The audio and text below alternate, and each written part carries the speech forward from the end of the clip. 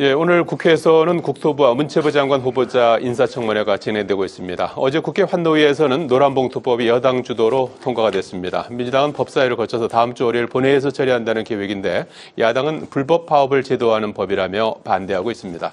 정치 사이트 서가번 홍석준 전 국회의원과 함께 현안 살펴보겠습니다. 안녕하십니까? 안녕하십니까? 자, 이제 새 정부의 내각 구성이 거의 이제 마무리 단계에 접어들었습니다. 인사청문회도 이제 거의 이제 끝자락인데요. 오늘 두 개의 청문회가 지금 진행이 되고 있습니다. 최희영 문화체육관광부 장관 후보자 그리고 김윤덕 국토교통부 장관 후보자에 대한 인사청문회가 동시에 오전 10시부터 열리고 있고 지금은 좀 점심시간에 정회 중인 그런 상황인데 오전에 이렇게 쭉 보니까 최희영 문체부 장관 후보자 같은 경우에는 이제 장녀가 네이버 자회사 미국에 있는 회사에 취업한 거 그리고 거기서 영주권 취득하는 과정에 아빠 찬스 의혹. 또 하나는 이제 뭐 그동안에 문체부 장관 하면 뭐 언론인이나 이제 문화 관계인이 이제 임명이 되고 했었는데 이번에 기업인 출신 아니겠습니까? 그래서 거기에 대한 적격성 논란이 좀 있는 것 같고 그리고 김윤덕 후보자는 장녀 전세금 6억 5천 지원하면서 증여세 납부와 관련해서 탈루 의혹 이런 부분들이 이제 제기된 상태인데 두 후보자 청문회 어떻게 보셨습니까? 예, 어쨌든 지금 이 이재명 정권의 이제 실질적으로 장관 마지막 두 분이죠. 또 이 인선 과정에서 좀 길어졌죠, 인선 과정이. 그만큼 국토건설교통부와 문체부는 국민의 관심도 크고 또 국민의 생활과 직결되는 비중이 높은 이 부서라고 생각이 되었겠죠.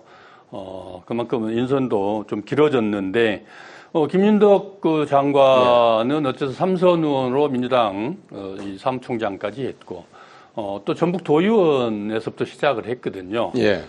그래서 이 지방과 중앙과의 관계도 그렇고, 세부적으로 좀 디테일이 강하다고 봐야 되겠죠. 네. 특히나 이 민주당 사무총장을 하면서 총선 승리도 이끌었고 또 대선 승리도 이끌었지 않습니까? 그만큼 역량, 지도력도 강하다. 또 사무총장이라는 게 조직과 재정을 관장하는 총괄하는 자리인데, 네. 그만큼 역량들이 출중하고, 네. 꼼꼼하게, 디테일이 강하다. 이런 점들이 반영된 것 같고요. 예. 최희영 문체부 장관 같은 경우는 아까 말씀 주셨지만은 대부분 관료나 아니면은 문화계 출신들 그간에 장관이 이루어졌는데 이번엔 기업가 출신입니다. 이분이 보시면은 이제 NHN 네이버의 전신이죠. 예. 온라인 포털을 구축해서 전문가였고 또 보니까 여행 플랫폼 트리플을 만들어서 경영을 했더라고요. 그다음에 인터파크 대표도 했고, 이 모든 인터파크까지 다, 인터파크는 잘 아시다시피 이제 온라인 문화상품 거래하는 데 아니겠습니까?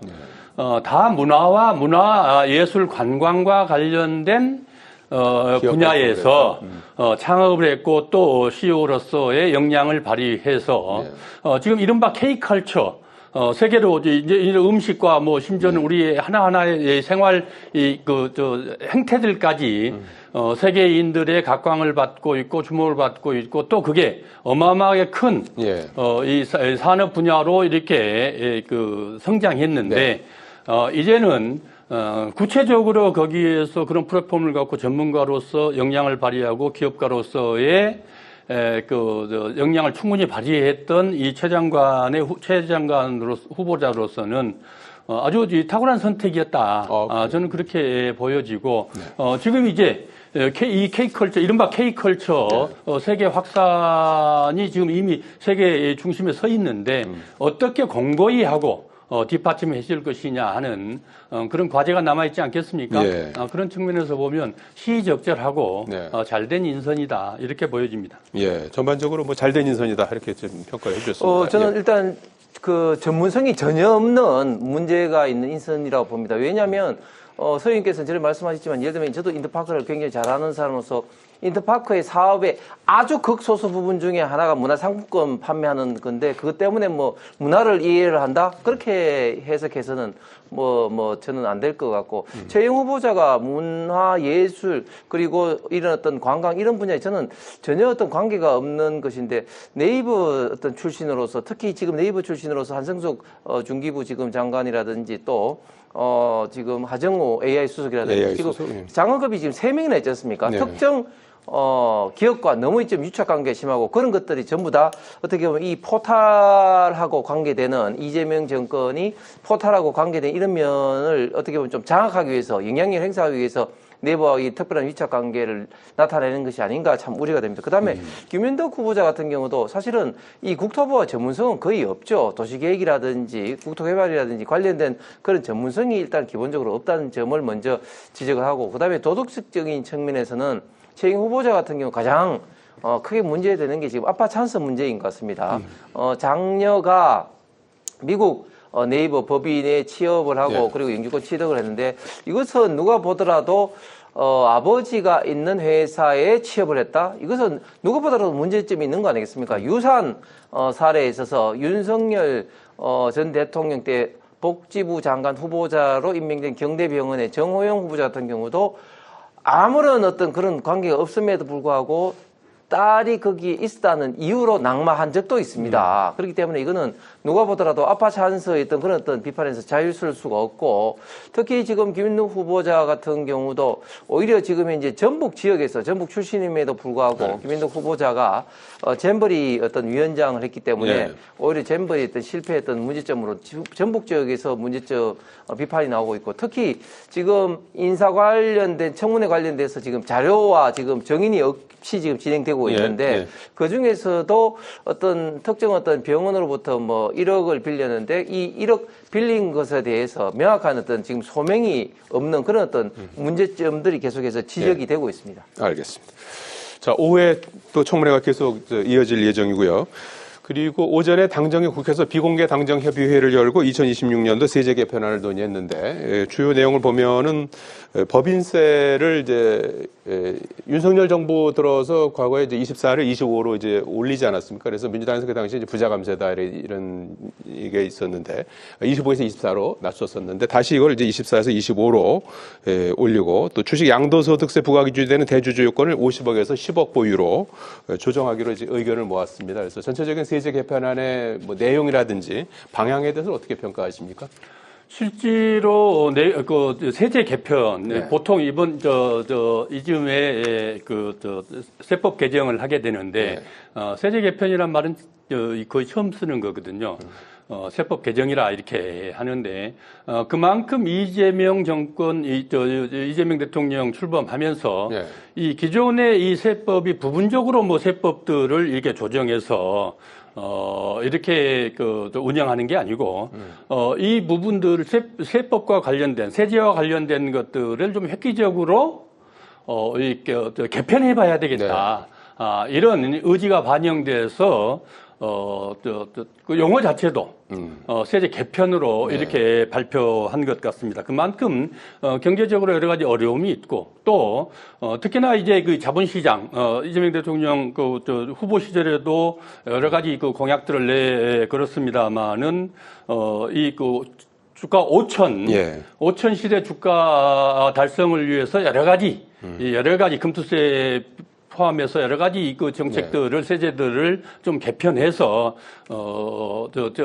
경제가 좀 더 획기적으로 발전할 수 있도록 그렇게 하겠다는 것인데 첫 번째로 이제 법인세 부분 아니겠습니까? 법인세 하면은 결국 대기업들이 내는 건데 윤석열 정권 때 24% 낮춰졌죠. 이거를 25%, 1% 상향하겠다는 건데 결국 한 7조 5천억 정도의 증세 효과가 있다라고 하거든요. 재벌들이 대표적으로 재벌들을 위한 법입니다. 이 법은. 그런데 이게 이제 재벌들이 국내 투자하겠다. 투자하겠다 해서 법인세율을 낮춰주라고 요구하는데 결국 노무현 대통령 때도 그랬고 이명박 대통령 때도 그랬고 우리 그 법인세율을 대폭 낮춰줬지만은 결국은 과거 예로 보아서 투자와 이 법인세 인하하고는 이 상관관계가 없다라고 이미 효과가 없다. 이미 없다라고 이미 학계든 재계든 다 이미 판정된 것이거든요. 그래서 윤석열 정권 때 그 1% 낮춘 것 가지고도 얼마나 논란이 많았습니까? 결국은 초부자들, 재벌들을 위한 이 그 법인세 인상이다 이런 것들이었고 그런 측면에서 보면은 지금도 사실 경기가 안 좋고 경기가 상황이 나쁜데 또 더군다나 이 미국의 관세 트럼프의 문제로 인해서 또 수출도 어려운 상황에서 결국 이 세금 문제도 얼마나 큽니까? 법인세뿐만 아니라 많은 이 부자들을 위한 이 감세 정책으로 인해서 결국 세수 확보도 어려움에 처해 있는 상황이거든요. 그런 측면에서 보면은 아주 시적절하고 달한 정책이다 이렇게 보여지고 또 시간이 없습니다만 증권거래소를 복원이라든지 대주주 기준 강화한다든지 이런 것들은 지금으로서 손보지 않으면 안 될 우리가 또 한 5천세 주가 5천으로 가기 위한 충분한 이 발판이 될 수 있다. 이렇게 보여집니다. 홍 의원님은 어떻게 세제 개편안의 방향에 대해서 어떻게 평가하십니까? 법인세율을 높이는데 주가 5천 시대로 간다는 그 이야기는 완전히 이제 말이 안 맞으신 것 같고 그거는 다른 지금 거죠. 완전히 법인세는 법인세고 지금 반기업 어떤 정책이다. 지금 이재명 대통령이 친기업 정책이 이렇게 이야기하는데 지금까지 완전히 거짓말이었다. 새빨간 거짓말이었다는 게 드러나고 있는 것이죠. 지금 우리 지금 대한민국에서 기업하기가 굉장히 어렵습니다. 왜냐하면 내수시장도 갈수록 저출생 고령화로 인해서 좀 축소되고 있고 또 지금 문재인 정부 때 만들어진 소득주도 성장 정책의 어떤 최저임금의 급격한 인상이라든지 등등등 여러 가지 어떤 이슈 때문에 굉장히 기업하기가 어려운데 특히 최근에 들어서 지금 이재명 대통령이 주가 5천 시대를 열겠다고 하면서 친기업 정책을 펴겠다고 하는데 지금 까지 일어나고 있는 정책들을 보면 완전히 반기업 정책입니다. 지금 법인세율도 지금 올리고 있죠. 또 대주주 기준도 결국은 50억에서 10억으로 낮추겠다 하는 거죠. 이런 것들이 엄청나게 기업들에게 나쁜 어떤 정책이면 말할 것도 없죠. 그리고 이게 단순하게 재벌만 법인세를 내는 겁니까? 아니죠. 일반 모든 기업이 내는 것인데 이렇게 법인세율을 좀 올리겠다 하고 또 정권거래소도 인상하겠다고 합니다. 그리고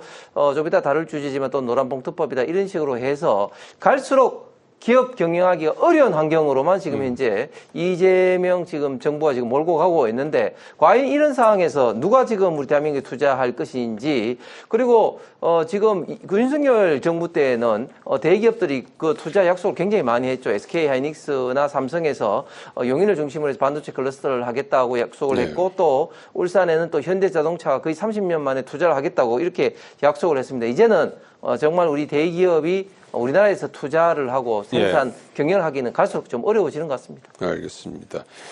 자, 그리고 이제 노란봉투법 관련해서는 어제 당정 고용노동부와 여당이 일단 다음 주 월요일이죠. 국회 본회의 통과를 목표로 이제 추진하고 있는 그런 상황입니다. 환노위까지 통과가 된 그런 상황인데 일단 재계와 야당에서는 이 문제도 지금 이제 반대하고 있는 그런 상황인데 이 노란봉투법과 관련해서는 노동계에서는 처음엔 좀 반대 입장이었는데 내용상 기존에 윤석열 정부에서 2번 거부권 행사해서 뒤돌아왔던 법안인데 일단 노동계 쪽의 입장을 많이 좀 수용을 한 건가요? 이대로 이제 통과가 될까요? 어떻게 보시는지? 노동조합 및 노동관계법 개정 아니겠습니까? 결국 파업과 관련돼서 손해배상을 청구해서 과도하게 단체 행동을 제한한다. 이로 인해서 특히나 이제 쌍용 자동차 사건 우리 국민들이 얼마나 놀랬고 얼마나 참담해했습니까만은 어쨌든 불법 파업을 용인하겠다는 건 아닌 거거든요. 결국은 이 법으로 보장돼 있는 단체 행동을 지나치게 제약하면 손해배상을 물어서 결국 노조가 존립할 수 없을 만큼의 과도한 이렇게 손해배상을 청구해버리고 이래서 노조를 위축시키는 정도가 아니고 거의 그냥 괴멸시키는 것, 노조 활동을 아예 못하게 막는 강제하는 그런 형국에 이르렀던 거 아니겠습니까? 그래서 최소한의 최소한 법적으로 정해져 있는 노동권은 예. 보장해 줘야 한다. 예. 그렇게 해서 추진된 법인데 윤석열 정권 때 계속해서 그걸 거부권 행사했는데 예. 이건 어느 정도 국회에서도 그렇고 예. 뭐 세부적인 사안들에 대해서는 그렇습니다만은 사회적으로도 그렇고 국회에서도 그렇고 당정 간에도 어느 정도 다 협의가 이루어진 것 아니겠습니까? 예. 결국 이런 하나하나의 법들, 민생과 관련된 이 하나하나의 법들을 과도하게 정치적 이 사안으로 몰고 가는 것은 네. 이제는 좀 지양되지 않아야 되겠습니까? 예. 일단 재계와 야당에서는 반대하고 있는 그런 상황. 이거는 이런 식으로 되면은 우리 예. 정말 대한민국에서 기업을 할 수가 없습니다. 예를 들면 지금 이것과 노동권 보장 전혀 관계가 없는 거죠. 예를 들면 이런 겁니다.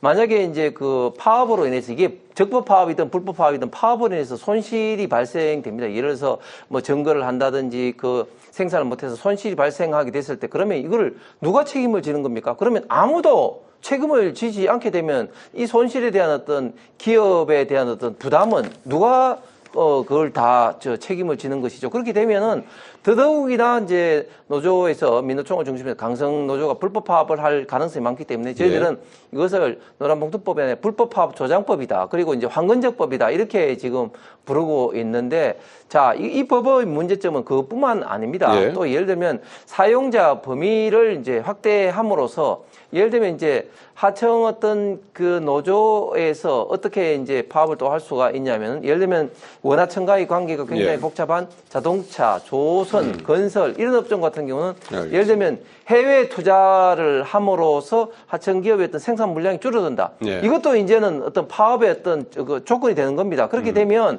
대기업에 있던 그런 어떤 모든 의사 결정에 대해서 파업이 이루어지게 된다면 대기업의 어떤 대표 사무실의 앞에서는 계속해서 어떤 파업이 365일 끊어지지 않는 그런 어떤 상황이 될 것이다. 예. 그렇게 된다면 우리 지금 대기업의 어떤 상황, 특히 또 하청기업의 상황에서는 계속해서 불법 파업이 일어날 수밖에 없는 그런 어떤 여건이 형성됨으로써 이게 투자를 할 수 없는 그런 상황이 될 것이다. 이것은 제 말이 아니라 네. 주한 EU 상공회의소 EU CCK의 회장도 어제 그런 어떤 이야기를 해서 이 법이 네. 통과되면 EU 소속의 기업들이 탈퇴를 하고 철수할 수밖에 없다. 네. 이렇게 이야기를 하고 있습니다. 알겠습니다. 일단 이 법은 6개월 정도 유예 후에 이제 시행하는 거고 이제 본회의 통과 과정까지 지금 남아 있는 그런 상황이 되겠습니다. 자, 시간이 거의 다 됐는데 광복절 특사를 앞두고 조국 사면론이 거론되고 있는 상황인데 민주당 일각에서도 이제 사면을 요청하고 있고 그렇습니다. 국민의힘은 보훈 사면이다라는 반대 입장인데 대통령실은 논의가 이뤄진 바가 없고 대통령의 이제 고유 권한이다. 이런 입장인 것 같은데 어떻게 이 문제를 풀어야 된다고 어쨌든 보십니까? 그거는 뭐 법학교수도 그렇고 종교단체도 그렇고 사회단체 뭐 이 지도자들 다 지금 조국 사면 이 8.15 광복절 때 해야 된다. 예. 이렇게 하고 있고 우리 국민들도 어느 정도 공감은 하고 있는 것 같습니다. 이 검찰의 기소 및 공소권의 남용의 대표적인 사례 아니겠습니까? 한 가족을 그냥 몰살을 시켜버린 거거든요. 예.